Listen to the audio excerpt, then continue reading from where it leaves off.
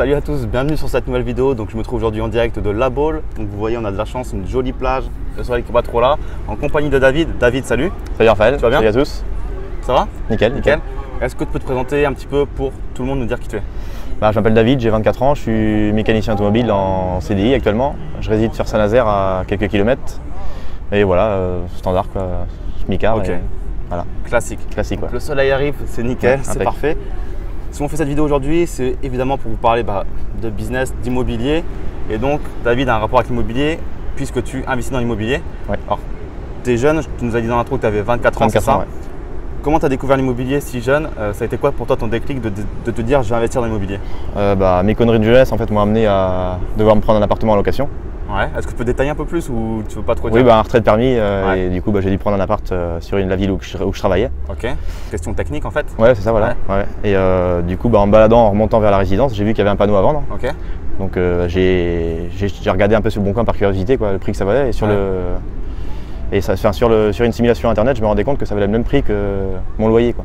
D'accord. L'achat. Donc, que si tu remboursais une mensualité ou que tu payais un loyer, finalement, c'était la même chose pour toi de ce que tu sortais tous les mois. Après, je savais rien encore à l'époque de tout ce qu'il y avait à côté, mais je me suis dit déjà, pourquoi louer finalement si on peut acheter au même prix, quoi. Ouais, et être propriétaire finalement pour toi. C'est là que j'ai commencé à m'intéresser à tout ça et après j'ai appris au fil du temps.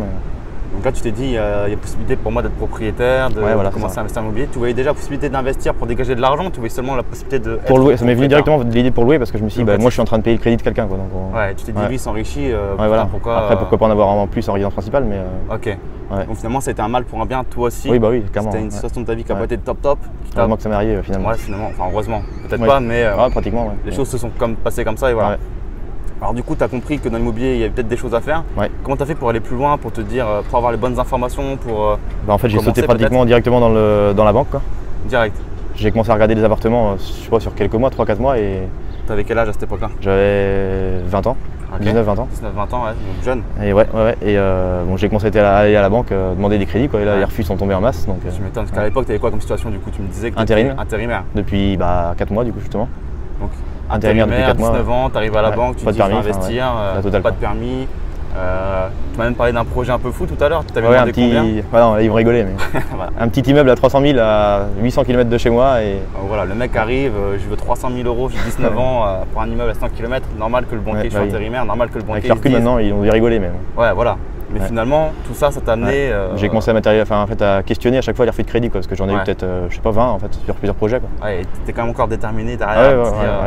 Je savais que c'était possible parce que je le faisais, moi je payais les crédits de quelqu'un, donc je me suis dit, ce mec-là, il a forcément dû l'acheter un jour ou l'autre. En tout cas, tu avais la bonne démarche de savoir, de demander pourquoi. Ouais, voilà, pourquoi on est refusé, quoi. Et donc le CDI revenait souvent. Ouais, ok, classique. Hein. Classique. Le manque d'épargne, les gros projets, quoi. J'ai dû revoir à la baisse tout ça assez rapidement parce que forcément les. Du coup, comment t'as fait? On t'a donné les raisons pour lesquelles on ne donnait pas le crédit. Qu'est-ce que tu as trouvé comme solution pour persévérer déjà premièrement. Ouais. Parce que j'ai réussi à acheter mon premier appartement en intérim. Donc ça c'est énorme. Acheter un appartement en intérim, c'est possible. Ça faisait 8 mois que j'étais en intérim. C'est possible, ça faisait 8 mois d'intérim et avec un salaire de smicard, quoi, basique. Ouais, tu touchais combien? 1300 € peut-être avec les. Ouais, 1300 €. Du combienième de refus, tu as trouvé ton financement en tant qu'intérim? Je m'en rappelle même plus parce que ça fait vraiment un bail, mais il y a eu plusieurs projets depuis et pour le projet en question, peut-être 10 refus. 10 refus, quoi. 10 refus, tu as persévéré, c'est passé en intérim. Pour ce projet-là en tout cas, mais avant d'avoir l'accord, mais sans compter tous les autres que j'ai eu derrière. C'est vraiment énorme, comme quoi il ne faut jamais se décourager finalement. Non, c'est sûr, c'est clair. Donc ça c'était le premier. Tu as du cash flow dessus, tu as acheté quoi? Tu as acheté où? Du coup, j'ai acheté à Châteaubriand, une petite ville juste dans le centre de Nantes, Angers, dans le pays de la Loire. Dans le pays de la Loire. Petite ville de 15 000 habitants, un studio quoi, standard. Tu as du cash flow, tu as du bénéfice? Donc là pour l'instant c'est ma soeur qui est dedans, ses APL sont dedans. C'est elle qui paye le loyer finalement? C'est ses APL qui paye le loyer, mais sinon oui, j'ai déjà fait des tests de marché, pourquoi pas avoir 100 € de cash flow en gros brut, quoi. Comment tu as fait pour faire en sorte que ce soit une opération rentable avec du cash flow positif? Tu t'es formé derrière? Ouais, je m'étais formé avant. Du coup, avec les refus de crédit, je me rendais compte que les refus, c'était premièrement le CDI, le manque d'épargne, et les projets aussi qui tenaient pas la route, parce que je voulais acheter des produits qui n'étaient pas rentables du tout. Qu'est-ce que tu as dit à la banque qui t'a financé pour que ce projet passe? Si tu n'avais pas de CDI, si tu n'avais pas de. En gros, si c'est loué, quoi, ça comble largement le crédit, quoi. Et j'avais sorti les offres du Bon Coin à l'époque, des studios dans la ville.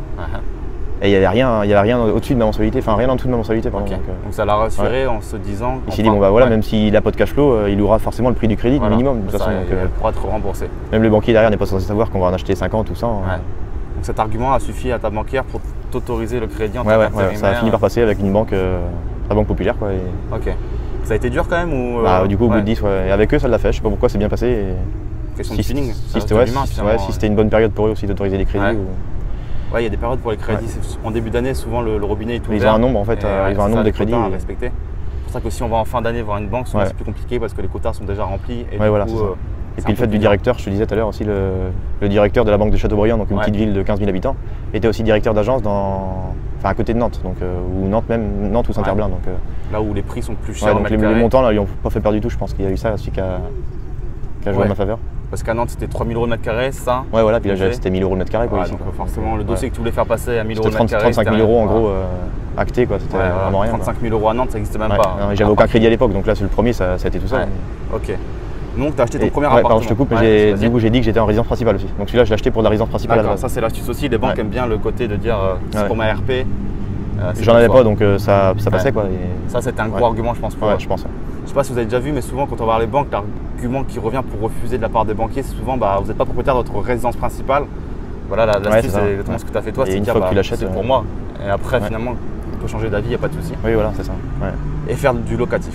Donc ça c'était le premier. Ouais, le premier, voilà. Par la suite, tu m'as dit là, tu en as 5, c'est ça? Ouais, 5 studios. Là, tu as actuellement 24 ans, tu as 5 studios. Ouais. Les 4 suivants, comment tu as fait pour les acheter? Du coup, je me suis. Non, après j'ai eu un CDI pour ça, pour en avoir d'autres, parce que j'ai eu d'autres projets, pareil, un maximum de projets, peut-être 10-15 refus encore à suivre pour plusieurs studios. Et du coup, j'ai mangé grave. Ils ont eu le temps de se vendre entre temps, les studios, donc je perdais des opportunités à chaque fois. Je me rendais compte. C'était rageant ça. Du coup, j'ai dit, faut que je me décide, faut que je quitte mon emploi d'intérimaire, qui était en plus minable de toute façon. Donc j'ai trouvé un emploi en CDI, quoi. Et là directement j'ai enchaîné sur des visites, j'ai trouvé d'autres appartements donc sur Saint-Nazaire où on est là à 10 km de la Baule. Et je visite et j'ai fini par trouver des petits studios rentables, quoi, dont plusieurs dans la même résidence. Et je me suis dit pourquoi je n'en achèterais pas 2 directement plutôt qu'un, quoi. En un seul crédit? Non, plusieurs crédits, mais je voulais à la banque proposer plusieurs projets. Je me suis dit si je leur demande 3 ou 4 studios, ils vont forcément en autoriser au moins un, quoi. Ah ok, tu vois, ok. La quantité en espérant qu'il y en ait un qui passe dans le lot. Voilà, je pense que je voulais essayer comme ça. Ok. Et du coup ils m'ont accepté les deux. Donc, sur les deux que tu avais présentés, les deux sont passés? Ouais, les deux sont passés. En fait, il y en avait un qui n'était pas loué et un qui était loué. Ok. Donc sur celui qui n'était pas loué, j'ai fait un faux bail. Ok, donc ça c'est une technique bancaire, est-ce que tu peux en dire un peu plus? En fait j'ai fait un faux bail et puis je l'ai photocopié 1 ou 2 fois et voilà, ça faisait un bail qui était avec un locataire en cours, quoi. Donc pourquoi la banque s'est rassurée? Tout simplement parce qu'elle a vu qu'il y avait un locataire en place. Il y avait déjà de l'argent qui rentrait en fait. D'argent. Malgré qu'il n'y a aucune preuve derrière matérielle. Mais... Voilà. Donc un faux bail pour le premier, quoi qu'il arrivait, de toute façon le deuxième aussi payait le crédit. Personnellement, je savais que le loyer du deuxième payait pratiquement le crédit des deux à 50 € près. Un seul appartement payé pour les deux? Ouais, en gros. Désolé. Et voilà, donc ça s'est fait comme ça, quoi. J'ai acheté les deux et du coup j'ai aussi demandé, parce que dans les autres refus de crédit précédemment, il y avait toujours le manque d'apport, quoi, ou de manque de trésorerie au cas où que c'est pas loué. Donc là j'aurais demandé de faire une création de trésorerie, c'est-à-dire que j'ai demandé un différé de 6 mois. Total, quoi. Ça c'est énorme. Total. Et du coup c'est passé. Donc du coup j'ai créé la trésorerie avec les loyers parce que le premier, celui qui n'était pas loué, je l'ai loué dans la foulée 10 jours après, le temps de mettre des meubles dedans et ça a été loué directement. Ça c'est une bonne technique ça ce que tu as fait parce qu'elle a voulu te mettre une carotte finalement la banque en disant vous n'avez pas d'épargne monsieur, revenez plus tard. On va en créer. Tu leur as dit voilà, créez-en. Différé de 6 mois, c'est torché, j'aurais de l'épargne. Oui voilà c'est ça. Là ils ont rien pu dire, quoi. Et les courtiers me disaient non quand je leur proposais déjà ça à l'époque. Ils me disaient mais si vous avez besoin d'argent, la banque vous en prêtera pas. Finalement c'est passé. Oui c'est passé, ça l'a fait. C'est vrai que là tu avais la situation du CDI aussi qui était un petit peu plus saine. Oui, il y avait ça je pense. Mais il y a quand même l'expérience en fait petit à petit tu prends de l'expérience quand même devant la banquière, quoi. C'est clair, faut y aller, c'est comme toutes les visites. Au début tu paniques complètement, comme lors d'un interview par exemple. Non, ça se passe très bien là, c'est nickel. Et après avec le temps ça le fait, quoi. Il n'y a pas de secret, c'est le terrain qui apprend. Et donc ces deux là sont achetés, ça s'est mis en location. Donc il y avait un des deux studios, c'était un flic sur la région. Qui a été muté à Paris. Donc lui, je voyais le bien baisser, j'avais repéré. Ça me paraissait pas rentable et il a baissé finalement au maximum et j'ai proposé encore 5 000 de moins. Donc il était à 40, j'ai proposé. Il était à 40, j'ai proposé 35. Acté 38, quoi. Et du coup, c'était juste le solde de son crédit. Ça, c'est nickel l'imitation parce que souvent, c'est des gens qui ont déjà un autre logement, qui en ont deux en même temps, du coup, de se débarrasser au plus vite. Puis comme il était vide, il n'avait pas envie d'en mettre un locataire dedans, il fallait que ça dégage en gros. C'est ça. Souvent, quand c'est déjà vide un logement en vente, c'est que les mecs qui sont pressés pour vendre, ça leur coûte de l'argent. Oui, c'est ça. J'avais vu baisser avant, je savais de toute façon que. T'avais surveillé, c'est la première visite, il m'a dit qu'il était muté, donc il n'aurait pas dû dire ça, quoi. Il s'est un peu tiré une balle dans le pied. C'est clair. Il n'a pas été très bon là-dessus sur un niveau. Non. Et le deuxième que j'ai voulu acheter en même temps, lui, il était loué. Et c'était un agent immobilier qui avait fait un titre perso, il se débarrassait de sa quarantaine de biens qu'il avait, quoi. Donc, d'accord, ok. Beaucoup de patrimoine sur la région et du coup il a vendu celui-ci. Ils vendaient tout. Pardon, vas-y. Est-ce que tous tes appartements là, les 4 autres, dégagent du cash flow positif aussi? Ouais, les 4 autres, tous, pratiquement. Même avec les appels de ma soeur, ça gagne un peu. Donc. Ça, c'est nickel. Pour toi, du coup, la suite, c'est quoi? Tu vois des choses comment, c'est quoi ton but dans tout ça? Enfin, on n'a pas parlé de ça, mais pourquoi tu as décidé d'investir dans l'immobilier? Qu'est-ce que tu as vu comme opportunité pour toi d'investir dans l'immobilier? La liberté, en fait, tout simplement. La liberté de ne pas se lever tous les matins pour gagner 10 de l'heure, ça ne marchera pas. De toute façon, les modèles, oui, voilà, c'est ça. Les modèles perdants, on en a partout dans notre entourage. Je veux dire. Enfin, tous les gens travaillent toute leur vie pour rien et ils attendent la retraite pour en finir à avoir encore moins que ce qu'ils avaient les 40 premières années. Donc, c'est pas faux. C'est un peu. C'est pas faux, donc vraiment devenir rentier, avoir un flux d'argent automatique. Pouvoir bouger, en fait, c'est même pas financier, c'est plus géographique. Ouais, ça. Pouvoir bouger sans être ici le matin à 9h. Et finalement l'argent va en même temps. Donc, je vois ce que tu veux dire. Et du coup, justement, ton entourage, comment il a réagi à ça? Est-ce qu'il a bien réagi à ta démarche? Parce qu'il s'est dit. Panique totale. Panique totale, découragé. Ouais, donc je me suis cassé du coup en appart et je me suis mis un peu dans ma bulle parce que. Tu as rencontré des gens qui faisaient déjà ça? Ouais, voilà. En fait, on s'est monté entre potes en fait. Dans le truc en même temps. On s'est tous motivés en même temps. Pierre qui est passé dans la vidéo il y a quelques temps. Ouais, Pierre, j'ai fait une vidéo avec lui qui avait financé des appartements. Ouais, on a acheté.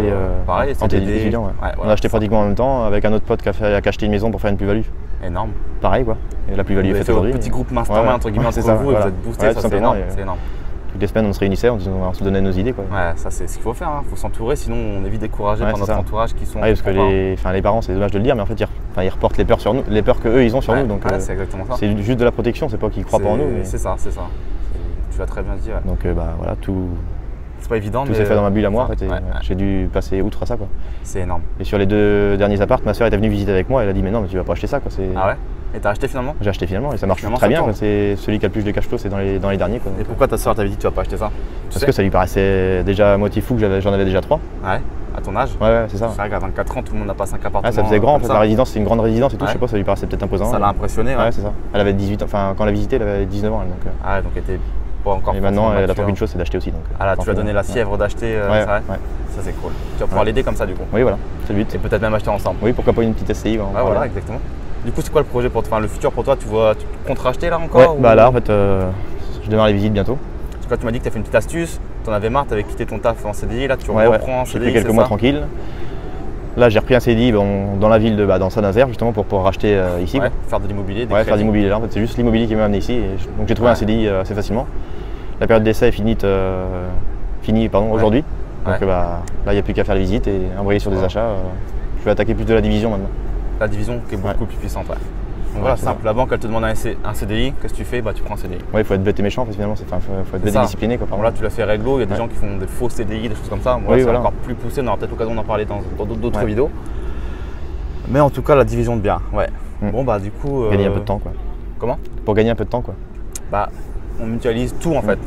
Tu fais une opération, mais dedans, tu as plusieurs frais de notaire, c'est qu'une fois. Les frais de déplacement, d'agence, bancaire, tout ce que tu veux. Donc, c'est assez magique. Et donc du coup, je pense que tu nous tiendras au courant de ce que ça donne. Ouais, pas de problème, bientôt. Sur ce, en tout cas, merci beaucoup pour la petite vidéo. Merci pour la vidéo. Nous, on se dit à très bientôt. N'oubliez pas de liker, commenter, partager comme d'habitude si vous avez aimé cette vidéo. Et on se dit à très bientôt. On va pas aller se baigner nous, mais non, ça va être un peu on va juste. aller boire un coup peut-être. Bon, à bientôt. Allez, au revoir. À une prochaine. Ciao. Alors salut à tous, bienvenue sur cette nouvelle vidéo. Donc je me trouve aujourd'hui en direct de la pôle. De la pôle, toi. C'est moi qui fais la connerie. Salut à tous, bienvenue en direct. Je suis déjà bourré mon gars. C'est bon. Au fait, n'hésitez pas à télécharger ci-dessous le petit livre que j'ai écrit et qui retrace comment j'ai pu acheter à 21 ans, sans salaire et en tant qu'étudiant, mon premier appartement pour le louer. Je vous dirai tout de A à Z, de la recherche du bien à la négociation, au financement, à la mise en place de locataires, gestion, travaux, etc. Il vous suffit juste pour cela de me laisser votre adresse email ci-dessous et je vous enverrai ça immédiatement. Je vous dis à très bientôt. Ciao.